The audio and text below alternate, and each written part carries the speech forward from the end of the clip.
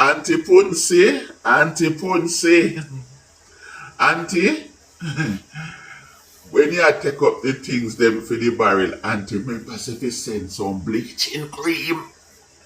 Auntie, remember the bleaching cream.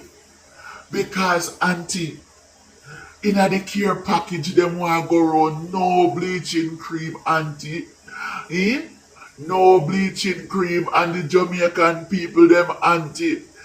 You know, so them have to keep up with the bleaching, Auntie.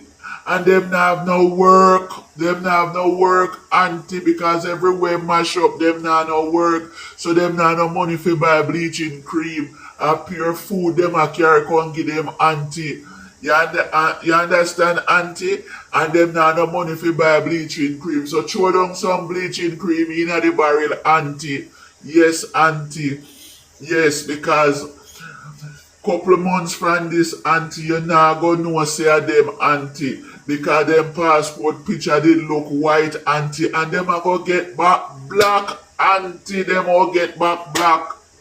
So I hope them I hear me, Auntie, and send some bleaching cream for them too, Auntie.